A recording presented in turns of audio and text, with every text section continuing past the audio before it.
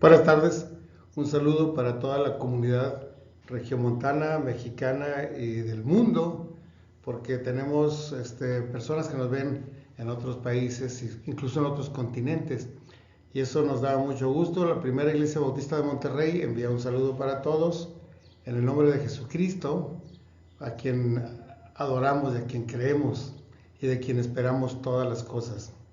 Así que quiero compartirles con hoy, yo soy el pastor Samuel Pacot, y quiero compartir con ustedes un mensaje bíblico que se encuentra ubicado en el libro de Esdras 8, capítulo 8, del 1 al 22. Y el tema es defensa para el pueblo, porque el pueblo de Dios está amenazado continuamente por muchas formas de persecución, de algunas culturas, de otras religiones, de alguna gente violenta, pero por detrás de ellos está el maligno. Recuerden ustedes que esa bestia perseguiría a la descendencia de la mujer, que es la iglesia. Entonces, algunos lo hacen por cuestiones ideológicas, económicas, políticas, celo religioso y lo que usted quiera, pero son pretextos. En realidad es el maligno el que está instrumentando esa persecución. Y estamos entrando en la etapa final de la historia humana, en el tiempo de la gran tribulación, en el tiempo que se acerca la venida del Señor, y por supuesto el demonio va a multiplicar la persecución contra la iglesia. Pero si el demonio tiene poderes, y si los gobiernos del mundo tienen poderes, y si las mafias del mundo tienen poder, el Señor tiene mucho más poder que todos ellos juntos. Y nosotros dependemos del Señor, no de las mafias, no del gobierno, no de nadie más, sino del Señor. Y hoy vemos en el capítulo 8 de Esdras una historia que nos ilustra bastante de cómo debe estar depositada nuestra fe ante los peligros que hay en la tierra. Dice así en Esdras, aquí aparece a mi lado: estos son los jefes de las casas paternas y la genealogía de aquellos que subieron conmigo de Babilonia, reinando el rey Artajerjes, los que venían de Babilonia hacia Jerusalén. Luego me brinco 14 versículos porque están todos los nombres de los famosos, de los nobles, de los distinguidos y sus familias que se fueron junto con Esdras a Jerusalén. Y los reuní junto al río que viene de Ahava, y acampamos ahí por 3 días, habiendo buscado entre el pueblo y entre los sacerdotes, y no hallé allí a nadie de los hijos de Leví. Entonces despaché a Eliezer, a Ariel, a Semaías, a Elnatán, a Jarib, Elnatán, a Natán, a Zacarías y a Mesulam, hombres principales, asimismo a Jairib y a otro Elnatán, hombres doctos. Y los envié a Ido, jefe en el lugar llamado Casifia, y puse en boca de ellos las palabras que habían de hablar a Ido y a sus hermanos que eran sirvientes del templo, en un lugar llamado Casifia, para que nos trajeran ministros para la casa de nuestro Dios en Jerusalén. Y nos trajeron según la buena mano de nuestro Dios sobre nosotros a un varón entendido de los hijos de Mahli, hijo de Leví, hijo de Israel, a Serebías con sus hijos y sus hermanos, 18 en total, y a Hasabías, y con él a Jesaías y a los hijos de Merari, sus hermanos, y a sus hijos, que eran 20. Y de los sirvientes del templo, a quienes David con los príncipes puso para el ministerio de los levitas, 220 sirvientes del templo, todos los cuales fueron designados por sus nombres. Y publiqué ayuno ahí junto al río Ahava para afligirnos delante de nuestro Dios, para solicitar de él camino derecho para nosotros y para nuestros niños y para todos nuestros bienes. Porque tuve vergüenza de pedir al rey tropa y gente de a caballo que nos defendieran del enemigo en el camino, porque habíamos hablado al rey diciendo: la mano de nuestro Dios es para bien sobre todos los que le buscan, mas su poder y su furor contra todos los que le abandonan. Bien, pues esta transmigración ocurrió en los tiempos del rey Artajerjes, cuando buscaron a Esdras para que llevara a gente a Jerusalén y para que llevara algunos tesoros que el rey mandaba para el servicio del templo.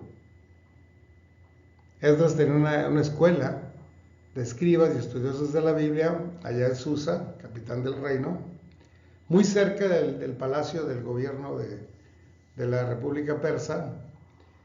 Y tanto el rey como los consejeros del rey conocían a Esdras como un sabio de origen judío que conocía la ley del Dios de Israel profundamente.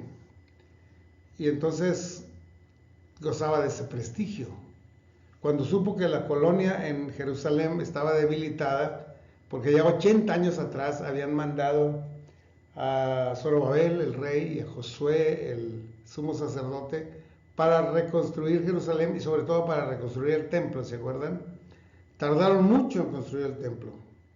Tuvo que venir Zacarías y Ageo para motivar al pueblo y finalmente terminaron el templo de Zorobabel, que fue el segundo templo israelita en Jerusalén. El primero lo hizo Salomón, pero Nabucodonosor lo barrió, lo quemó, lo tiró, no dejó nada. Así que se levantó el templo de nuevo, con las mismas características y dimensiones, bajo el trabajo de Zorobabel y la predicación de Zacarías y Ageo. Pero hasta ahí se había acabado el entusiasmo del pueblo y estaban debilitados espiritualmente, y estaban pecando igual que los pueblos del rumbo. Y Dios puso en Darío y luego en Artajerjes la voluntad de enviar más personas, porque la mayoría de los judíos se habían quedado en Babilonia. No quisieron venir a picar piedra y a construir. Dijeron, no, aquí estamos bien a gusto. Pero Esdras, que amaba la ley de Dios, fue comisionado por Dios y enviado por Artajerjes. Y él hizo varias cosas y se llevó la segunda transmigración a Babilonia. Y con él fueron cerca de 5,000 varones. Y las mujeres y los niños, cerca de 20 o 30,000 personas se fueron con sus bienes, con sus ganados y con un tesoro que Artajerjes determinó que debiera llevarse al templo, 600 talentos de oro y 600 talentos de plata, que en aquel tiempo la plata y el oro costaban igual de caros. Hoy el oro cuesta mucho y la plata no tanto, pero en aquel tiempo valían lo mismo. Era un tesoro fuerte, grande, que había que trasladar por ser tesoro del templo hasta Jerusalén. Ahora, Esdras era un hombre docto en las Sagradas Escrituras. Era un sacerdote, Esdras. Se había especializado en escribir la ley de Dios. De tal manera que él escribió primera y segunda carta de Crónicas, o primer libro, segundo libro de Crónicas, el libro de Esdras y de Nehemías, y se supone que también escribió el Salmo 119. Si alguien se sabe el Salmo 119 de memoria, hábleme y dígame. Un salmo largo, en verdad. Y lo escribió probablemente Esdras, un erudito, un escriba, quizá el primero de los escribas o el más famoso de los escribas en la historia, un hombre docto. Su misión ya no era reconstruir el templo, ya estaba. Ni reconstruir el altar, ya estaba. Ni reconstruir el muro. Él fue a reconstruir la espiritualidad del pueblo, a reconsagrar el pueblo de Israel hacia Dios, porque estaban tirados a la basura, ¿no? Estaban siguiendo a los dioses paganos de por ahí, estaban casándose con mujeres extranjeras, estaban pecando flagrantemente contra Dios, de tal manera que era necesario alguien que fuera a producir esa reconsagración que el pueblo necesitaba, y Dios escogió a un hombre, Esdras. Bien, Esdras también participó con 120 ancianos para determinar cuál era el canon del Antiguo Testamento. O sea que fue un hombre realmente útil en lo que es la preservación de la Biblia, escribió parte de la Biblia y seleccionó libros que sí fueron inspirados para formar el Antiguo Testamento. Era sacerdote, escriba y participó en la reconsagración del pueblo hacia Dios. Que acá entre nos, ¿qué sería más importante? ¿Reconstruir el templo o reconsagrar al pueblo? Usted dígame. ¿Reconstruir un templo o reconsagrar a un pueblo? Es una buena pregunta, ¿no? Luego usted me habla y me dice, yo pienso que es reconsagrar al pueblo. Ahora, la estrategia del viaje, ya el rey les dio autorización, les dio los tesoros, les dio permiso, váyanse todos los que se quieran ir, ándeles. Recibió la misión primeramente de Dios. Esto era un plan de Dios que movió el corazón de Artajerjes y movió el corazón de Esdras. Y simplemente él obedeció a la comisión que el rey Artajerjes le daba. Así que convocó a los voluntarios. Todos aquellos del pueblo de Dios que quieran regresar a Jerusalén, vamos para allá. Publicó también un periodo de ayuno. Pero antes que eso, él contabilizó a los varones que iban para allá, y descubrió que no había levitas. Entre nosotros, ¿hay levitas? Pues no hay ni uno. Y se necesitaba, porque íbamos a echar a andar en los quehaceres del templo. Se necesitaban levitas. Así que envió a una comisión y dijo, vayan a Casifia, así se llamaba aquel pueblo. En ese pueblo él sabía que había una buena cantidad de sacerdotes y levitas allí, aglomerados, ya no recibían ayuda, trabajaban otras cosas, pero eran usados por Dios. Dios había consagrado a los levitas para el manejo del templo y para el manejo de los tesoros del templo, incluyendo el arca y todo, lo tenían que manejar los levitas, nadie más. Y cuando él estaba ahí reunido en Ahava, que era una explanada muy grande, cerca del río Ahava, que era un tributario del río Tigris, contó a los varones y no había gente levita. Así que mandó a Casifia, ha ido el líder de todos ellos y le dijo, mándame gente capaz, porque necesitamos gente que trabaje. Y le mandaron un montón, varias decenas de levitas vinieron a acompañar a esta expedición y ellos se encargaron de cargar los tesoros para el templo, como debe ser. Y entonces sí publicó ayuno y estuvieron varios días en ayuno y en oración para pedir la protección de Dios en el camino. Era un viaje largo, ¿no? Alrededor de 1300 kilómetros, se llevarían como unos 4 meses caminando porque no había autobuses ni trenes, era caminar o ir en bestias, pero no habría tantas bestias como para llevar a 20 o 30 mil personas, así que se fueron caminando. El peligro era grande, atravesaban varios reinos y ciudades, podrían los ejércitos aquellos enfrentarlos o eliminarlos, o los ladrones atacarlos, o las fieras del campo, etcétera. Había muchos peligros. Así que el sacerdote Esdras puso a orar al pueblo y ayunar para pedir la protección de Dios. ¿Ok? Ahora fíjese que la seguridad es un asunto muy valioso, se le exige a nuestro gobierno que nos dé seguridad, que no haya inseguridad, que a nadie nos vayan a asaltar, que a nadie nos vayan a secuestrar, que a nadie nos vayan a matar. Y pedimos que el gobierno se haga cargo. Y los gobiernos mismos se arman hasta los dientes pensando que con mucho armamento va a haber mayor seguridad. De hecho, los gobiernos gastan en seguridad grandes fortunas, en montar un ejército de cientos de miles de efectivos, en tener suficientes aviones, suficientes camiones de combate, armamento. Y se calcula que las naciones más poderosas gastan hasta más del 20% de su Producto Interno Bruto en armamento y cosas para asegurar la seguridad nacional, ¿no? Es carísimo lo que gastan los gobiernos, incluso los gobiernos más fuertes de la tierra tienen ejércitos más costosos.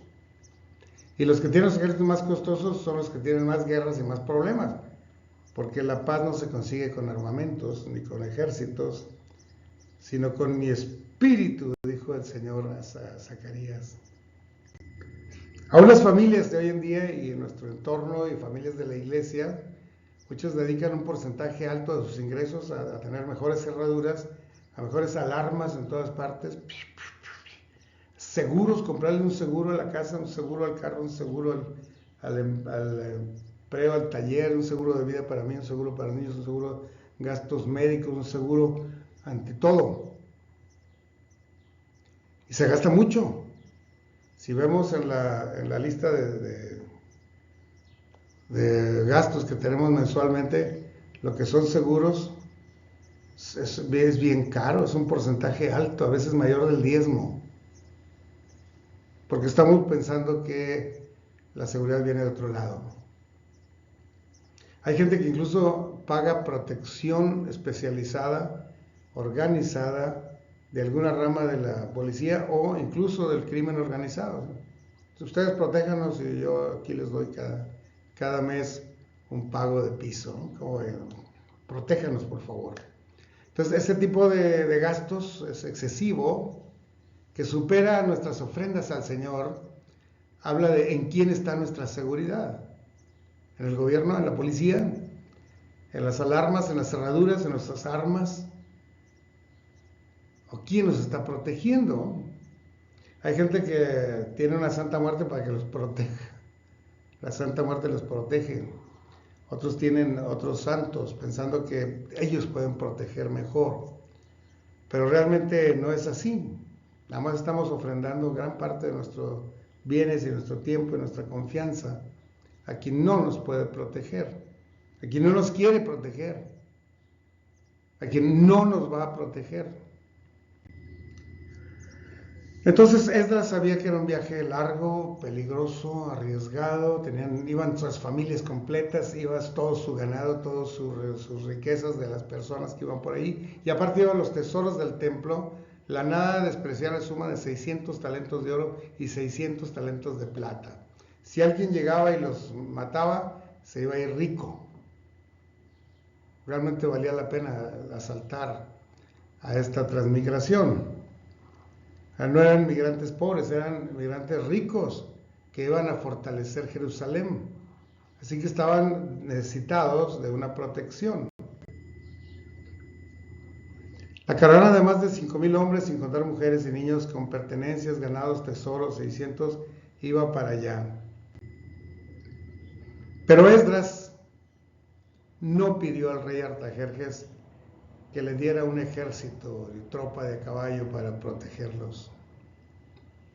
Dice literalmente el libro de Esdras, porque tuve vergüenza de pedirle al rey gente y tropa de a caballo que nos protegiera. ¿Por qué? Porque yo le había dado testimonio de que Dios es propicio para los que le buscan, que Dios nos iba a proteger. ¿Cómo le digo? Danos un ejército que nos proteja. Pues no.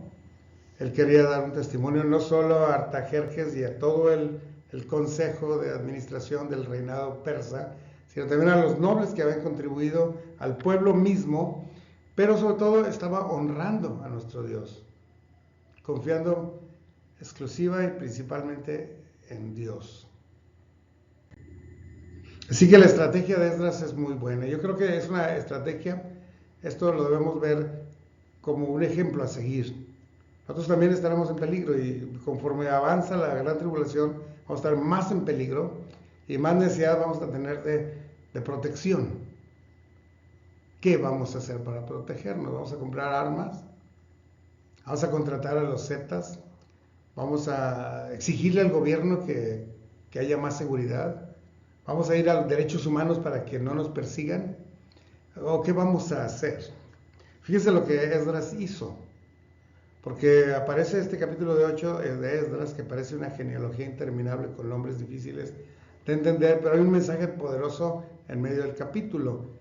El ejemplo de lo que Esdras hizo buscando la seguridad del pueblo. Convocó al pueblo a un periodo de ayuno y oración. No hay nada mejor que eso. Si nosotros dedicamos tiempo a la oración y a grado de ayuno, el ayuno es una forma de orar muy intensamente, de tal manera que no tienes tiempo ni de andar preparando alimentos. Ese es el ayuno. Y la oración no es una huelga de hambre, no es un castigo para castigar nuestro cuerpo y lograr despertar la misericordia de Dios, sino para concentrarnos solamente en la oración. Y entonces tendremos mayor respuesta a Dios, mayor crecimiento espiritual, mayor fe, mayor confianza en Dios, lo cual a Dios le agrada y mucho. Si nosotros confiamos en Él, el Señor es agradado. Así que después de esto buscó y mandó invitar a los levitas porque era necesario tener siervos de Dios en el servicio del templo. No vamos a improvisar, a ver tú, sí, tú, muchacho, a ver tú, a ti te toca, ándale. Sino que vamos a ser personas consagradas a Dios para que hagan el trabajo del templo. Eso el Señor lo bendice y mucho, pues son los hombres de Dios. Les encomendó el traslado de los utensilios del templo y la plata y el oro para que participaran en el culto de Jerusalén. Ustedes lo van a trasladar. Otras veces, incluso el rey David encomendó a otros extraños a trasladar el arca del pacto, ¿se acuerdan? ¿Y qué pasó? Pues que el principal de los encargados de trasladar, que no era un sacerdote, no era un levita, murió al tratar de detener el arca. Y murió Uzi. Y fue impresionante, David lo lamentó tanto. No solo por la muerte de Uzi, sino porque había ofendido al Señor, haciendo las cosas mal. Pero Esdras sí comisionó a levitas. Vayan ustedes y búsquenlos. Creo que está allá en Casifía. Vayan allá a ese pueblo. Ahí he visto muchos sacerdotes, he visto muchos levitas y servidores del templo. Vayan por ellos. Y fueron y vinieron y trajeron suficientes trabajadores y se encargaron de trasladar el oro y la plata y el talento, que no estaba poco pesado, eran algunas toneladas de tesoro que tuvieron que llevar. Vino entonces la bendición de Dios. Si nosotros hacemos las cosas bien y confiamos en Él para nuestra protección, el Señor bendice mucho a su pueblo. El Señor les dio un viaje con toda la seguridad, no los atacó ni un perro, nada, se pudieron llegar con bien hasta Jerusalén en 4 meses de caminata. ¿Ok? El equipo de levitas estuvo motivado para el servicio del templo. Llegaron y se hicieron responsables. No solo de cargar las cosas, sino de mantener el templo en funciones. Y cuando Esdras leyó la palabra, la Biblia, ¿se acuerdan de la explanada aquella? Ellos colaboraron para difundir y discipular al pueblo entero. Estaban súper motivados. Y otra bendición muy grande fue el tremendo liderazgo que Esdras tuvo sobre el pueblo en materia espiritual y sobre los sacerdotes en terreno ministerial y sobre los escribas en el terreno escritural, de tal manera que Esdras se convierte en uno de los líderes más importantes del Antiguo Testamento y de la historia, y uno de los más importantes escritores de la Biblia. Y lo más valioso es que logró la reconsagración del pueblo hacia Dios. Eso es lo más importante. Más que cuidar bien los tesoros, más que viajar con seguridad, más que quedar bien con el rey Artajerjes, es que quedó bien con Dios, ayudando a la reconsagración del pueblo, que es lo que Dios quiere. Un pueblo consagrado a Él, a través del ministerio eficaz de uno de sus hombres, en este caso Esdras. Vamos a orar para que el Señor nos dé ese tipo de fe. Señor, gracias por el ejemplo de Esdras, que convocó al pueblo para regresar a Jerusalén, convocó a los sacerdotes y a los levitas y a los servidores del templo, que los reunió para orar y para ayunar en una oración eficaz, pidiendo tu protección por encima de la protección de los ejércitos y de las fuerzas armadas, sino que confió solamente en ti. Ayúdanos a tener ese tipo de fe, Señor, que confíe en ti en cualquier momento, ya sea antes, durante la tribulación o durante la gran tribulación, con cualquier persecución que tengamos, que podamos aprender a confiar en ti de la manera que tú quieres, para ser verdaderamente bendecidos. Y para que tu nombre sea verdaderamente glorificado, Señor. Eso pedimos en el nombre de Jesús, nuestro Señor y Padre. Amén. Nos vemos mañana, hermanos, en el de mañana.